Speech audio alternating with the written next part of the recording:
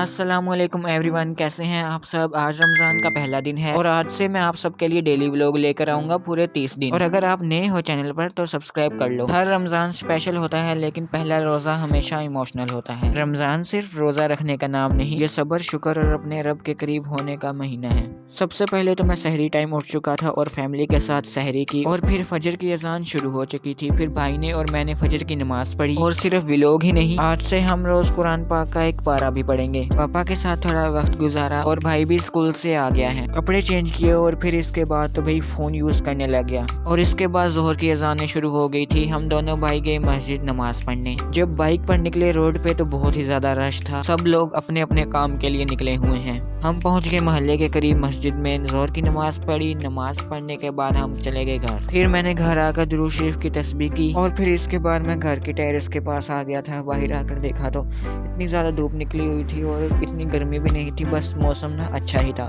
ना इतनी गर्मी थी ना इतनी सर्दी थी। अल्लाह ताला हम सबको रमजान में कामयाब करे, हमारे रोजे, नमाज और तलावत कबूल फरमाए, हमारे घरों में सुकून और बरकत अता करे। हर गाड़ी किसी की मेहनत की कहानी होती है। या अल्लाह हमें भी मेहनत करने की हिम्मत दे और एक दिन अपने पसंद की गाड़ी लेने का मौका अता फरमा। फिर मैं और भाई थोड़ी देर के लिए बाइक राइड पर निकल गए। मुझे बहुत ज्यादा मजा आता है जब मैं भाई के साथ बाइक पर जाता हूँ।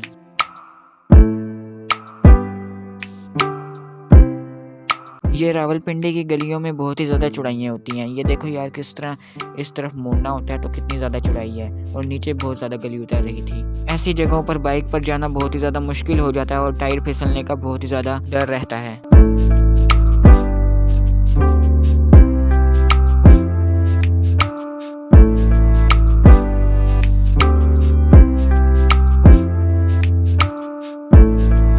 इतना ज़्यादा घूमने के बाद हम पहुंच गए घर। असर की अजान का टाइम भी हो चुका था और हमने फिर असर की नमाज पढ़ी।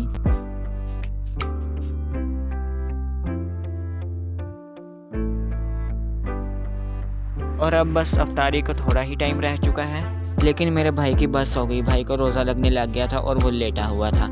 पापा ने आकर भाई को उठा दिया। पापा 4 बजे घर आए थे और पापा ने कहा कि अफ्तारी के लिए कुछ बना लो, बस थोड़ा सा ही टाइम रह चुका है। और फिर पापा ने आटो निकाला और फिर चले गए काम पर। मामा आटा गूंद रही थी और मैंने कहा मामा को पकोड़े बना लो आज। मामा ने पकोड़े बनाने के लिए सारा सामान रेडी कर लिया था। अफ्तारी को भी बस थोड़ा सा ही टाइम रह चुका था और मामा पकोड़े भी बनाने लग गए थे, जो बहुत ही ज़्यादा मज़े के लग रहे हैं।